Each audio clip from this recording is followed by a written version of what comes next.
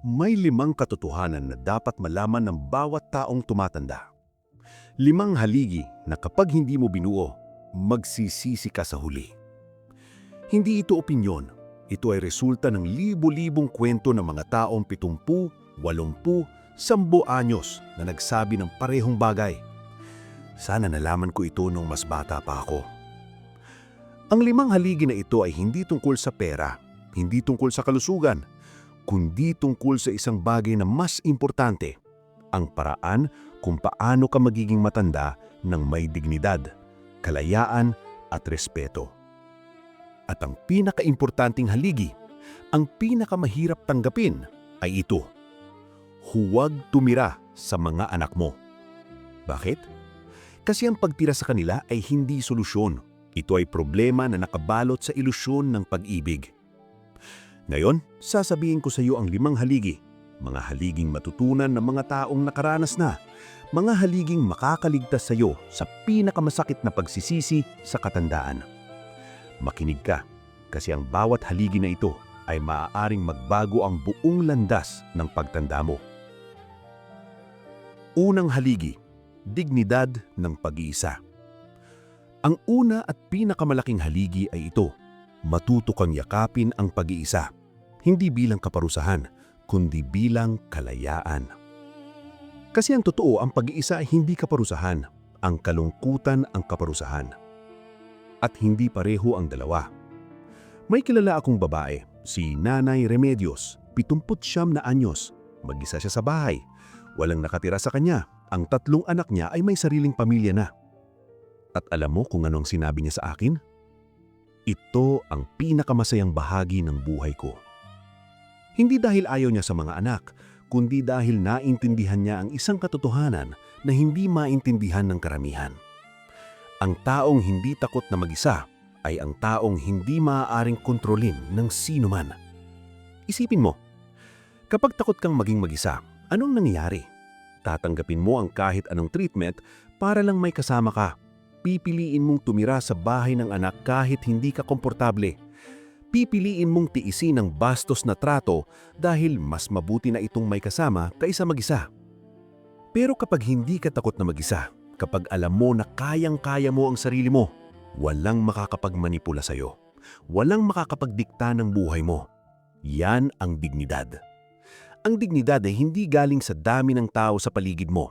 Ang dignidad ay galing sa kakayahan mong mabuhay ng may ulo na nakataas kahit walang kasama. Nakilala ko rin si Nanay Florencia, 73, opposite ni Nanay Remedios.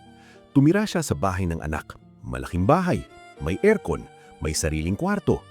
Pero alam mo kung ano ang sinabi niya sa akin sa private? Pakiramdam ko ay limos ang buhay ko. Kasi kahit sabihin ng anak na bahay mo rin ito, alam niyang hindi. Kasi may mga araw na gusto niyang lutuin ang gusto niya, pero kailangan niyang tanungin muna. May mga araw na gusto niyang lumabas, pero pakiramdam niya ay kailangan niya ng paalam. At ang dignidad niya, ang pakiramdam na ako ang may-ari ng sarili kong buhay, unti-unting nawawala. Kaya ang unang haligi ay ito: huwag kang matakot sa pag-iisa, kasi ang pag-iisa ay kalayaan, at ang kalayaan ay dignidad. At sa kalayaan na yan, walang sino mang tao, kahit anak mo, ang makakapagdiktado kung paano ka mamumuhay. Ikalawang haligi, hangganan, ang pagkakaiba ng bisita at nakatira. At ang katotohanan na ito, kapag tumira ka sa bahay ng anak mo, ikaw ay permanenteng bisita. Pero kapag nakatira ka sa sarili mong bahay, ikaw ang hari. At ang pagkakaiba ng dalawang yan, langit at lupa. Tignan natin si Lolo Gregorio, 78. 3 taon na siyang tumira sa bahay ng anak niya, at ito ang kwento niya. Noong una, maganda. May kwarto siya, may kama, may banyo. Pero unti-unti may mga bagay na napapansin. Ang gamit niya sa ref ay ginagamit ng iba nang walang paalam. Ang sabon niya sa banyo ay nauubos ng mabilis. Ang mga libro niya ay inililipat ng mga anak para gawing space ang shelf. At ang pinakamasakit, kapag may bisita, ang anak niya ay nagsasabi, "Ay, si Papa, nakatira siya dito." Hindi ito ang bahay namin ni Papa, kundi nakatira siya dito. Ang subtle na pagkakaiba ng mga salitang yan ay sumisimbolo ng mas malalim na katotohanan. Hindi siya bahagi ng bahay, siya ay bisita na permanente. Pero si Lola Pasita, 80 anyos, nakatira sa sariling maliit na bahay. Alam mo kung ano ang sinabi niya? Dito, ako ang boss. Gusto kong matulog ng hapon, matutulog ako. Gusto kong kumain ng 3:00 ng umaga, kakain ako. Walang nakakapigil sa akin. Yan ang haligi ng hangganan. Sa sarili mong bahay, kahit gaano kaliit, ikaw ang may kontrol. Ikaw ang may final say. Ikaw ang nagde-decide. Pero sa bahay ng iba, kahit anak mo pa yan, ikaw ay sumusunod. Ikaw ay nag-a-adjust. Ikaw ay guest. At sa pagtanda, ang pagiging guest sa sarili mong buhay ang pinakamalaking pagkawala ng dignidad. Kaya ang ikalawang haligi, huwag kang maging permanenteng bisita. Kung kaya, magtayo ng sarili mong kaharian, kahit gaano kaliit, kasi sa kaharian na yan, ikaw ang hari. At ang hari, hindi humihingi ng permiso para mamuhay. Ikatlong haligi, emosyonal na kalayaan, ang kapayapaan na hindi umaasa sa iba. Ang ikatlong haligi ay ang pinakamahirap, pero ang pinaka-essential. Emosyonal na kalayaan. Ang ibig sabihin, ang peace of mind mo ay hindi dapat nakadepende sa kung tumawag ba ang anak mo ngayon o hindi. Ang saya mo ay hindi dapat nakasalalay sa kung bumisita ba sila ngayong weekend o hindi. Kasi kapag ang emosyon mo ay hawak ng ibang tao, ikaw ay alipin, hindi malaya. Nakilala ko si Nanay Beatrice, 71, at ito ang cycle niya. Pag tumawag ang anak, masaya siya buong araw. Pag hindi tumawag, malungkot siya buong araw. Pag bumisita ang anak, excited siya ng ilang araw. Pag umalis, depressed siya ng ilang araw. At ang buhay niya ay naging roller coaster na kontrolado ng ibang tao. At alam mo kung ano ang nakakatakot? Ang anak niya ay hindi aware. Hindi nila alam na ang bawat kilos nila ay may direktang epekto sa mood ng nanay nila. At yan ang burden na binibigay mo sa kanila kapag hindi ka emotionally free. Pero si Nanay Teresita, 74, iba. Tumawag ang anak? Okay. Hindi tumawag? Okay pa rin. Bumisita? Masaya siya. Hindi bumisita? Masaya pa rin siya. Bakit? Kasi lang mundo niya ay hindi sila lang. May garden siya na inaalagaan. May kaibigan siya na kinakausap. May libro siya na binabasa. May hobbies siya na ginagawa. At ang presence ng mga anak sa buhay niya ay parang bonus. Dagdag na joy, pero hindi ang source ng joy. Yan ang emosyonal na kalayaan. Ang kapayapaan na hindi umaasa sa tawag ng iba. Ang kasiyahan na hindi umaasa sa bisita ng iba. Kasi ang truth ay ito. Ang mga tao ay busy. Ang mga anak ay may sariling buhay. At kung ang saya mo ay dependent sa kanila, ikaw ay guaranteed na malulungkot. Pero kapag ang saya mo ay galing sa loob mo, walang sino man ang makakaagaw noon. Kaya ang ikatlong haligi, kalayaan sa emosyon. Huwag mong ibigay sa kahit sino, kahit anak mo, ang kapangyarihan na kontrolin ang mood mo, ang peace mo, ang saya mo. Kasi ang kapangyarihan na yan ay dapat sa'yo lang. Kung nandito ka pa at nakikinig sa 5 haligi na ito, kung nararamdaman mo na kailangan mo ng mga katotohanan ito, marinig mo ito. Ang 5 haligi na ito ay hindi para gawin kang cold, hindi para layuan mo ang mga anak mo, kundi para maging libre ka, para maging matibay ka, para hindi ka magsisi sa huli. Kaya kung gusto mong hindi palampasin ang mga wisdom na ito, mag-subscribe sa Forever Young Tagalog. I-click ang bell para sa notification at mag-comment na nandito ako para malaman ko na kasama kita sa journey na ito. Magpatuloy tayo kasi ang next 2 haligi, ang mga ito ang pinaka-kontrobersyal pero ang pinaka-totoo. Ika-4 na haligi, respeto sa distansya, ang lihim na walang nagsasabi. Ang ika-4 na haligi ay kontrobersyal, pero totoo. Ang respeto lumalaki sa distansya at namamatay sa sobrang lapit. Ito ang lihim na alam ng lahat pero ayaw aminin. Kapag masyadong malapit ka sa isang tao, kahit anak mo pa yan, nakikita mo lahat. Ang maganda, ang pangit, ang strengths, ang flaws.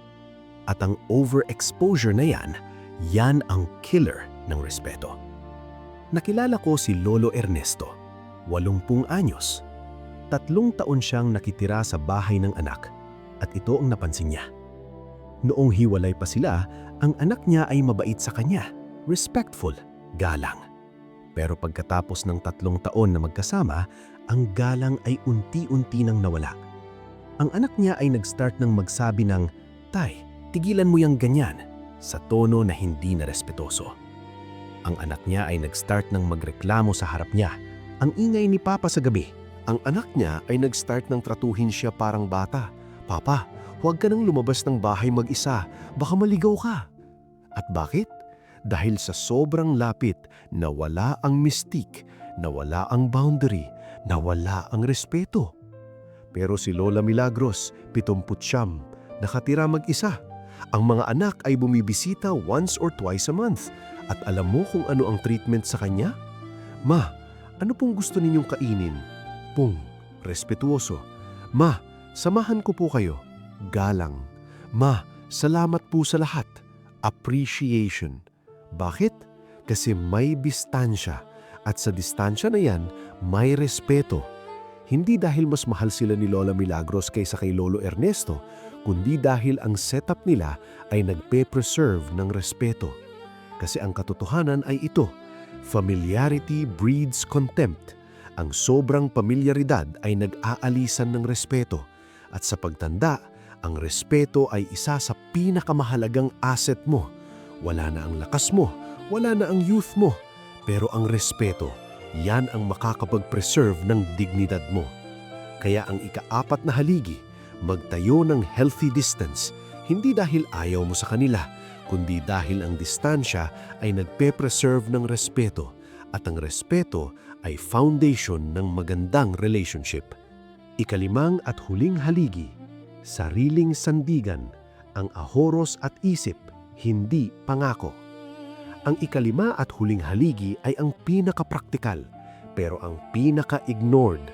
Sa pagtanda, ang pinakamatatag mong sandigan ay 2, ang ipon mo at ang isip mo.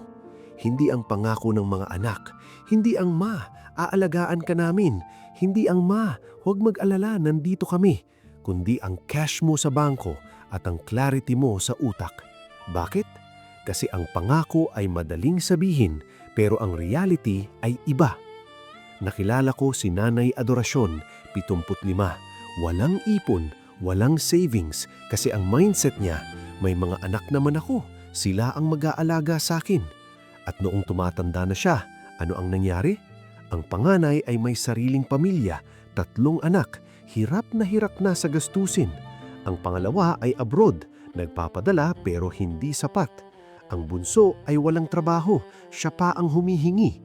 At si Nanay Adoracion, nag-rely siya sa promises, pero ang promises ay hindi bayad ng gamot, hindi bayad ng check-up, hindi bayad ng pangangailangan. Pero si Lolo Mariano, 82, may ipon, hindi malaki pero may laman ang bangko. At alam mo kung ano ang difference? Kapag may kailangan siya, bumibili siya. Hindi siya nag-aantay ng awa. Hindi siya nag-aantay ng permission. Kapag gusto niyang kumain ng gusto niya, bumibili siya. Kapag gusto niyang mag-donate sa simbahan, nagdo-donate siya. At ang feeling ng independence na yan, ang feeling na kaya ko ang sarili ko, yan ang pinakamalaking dignidad sa pagtanda. Pero hindi lang ipon, ang isip din. Si Lola Carmen, 70, everyday may ginagawa siya sa utak niya.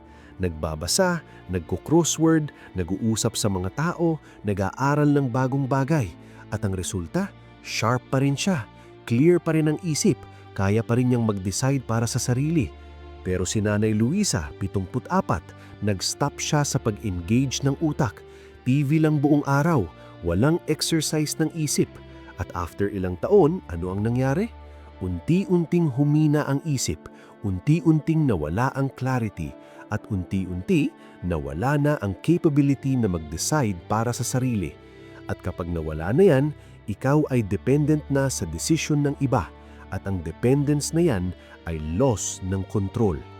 Kaya ang ikalimang haligi, mag-ipon habang kaya mo pa, mag-invest sa isip mo habang mayroon ka pa, kasi ang dalawang yan, ang cash at ang clarity, ay ang tunay mong sandigan sa pagtanda.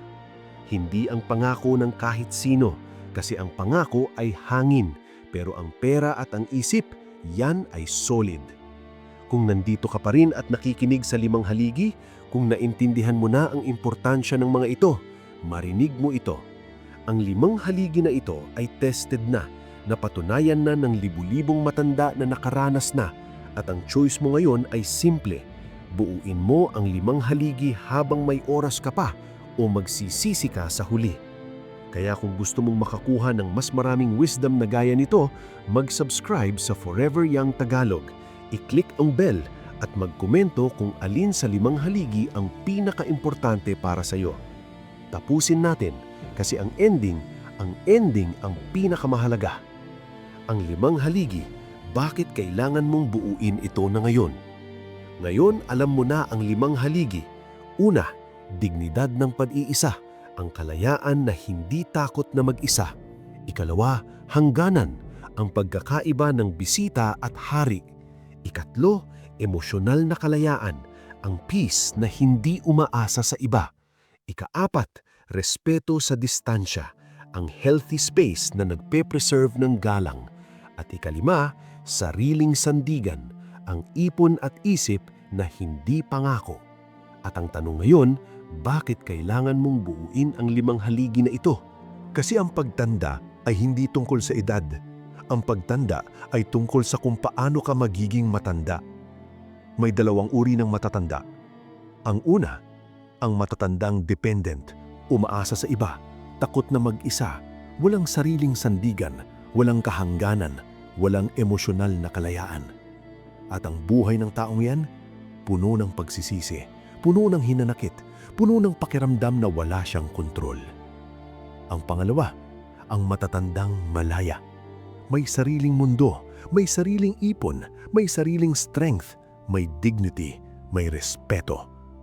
At ang buhay ng taong yan, peaceful, fulfilled, may control. At ang pagkakaiba ng dalawa, ang limang haligi. Kung binuo mo ang limang haligi habang maaga pa, ikaw ay magiging pangalawa. Kung hindi, ikaw ay magiging una. At yan ang difference ng masayang pagtanda at masakit na pagtanda.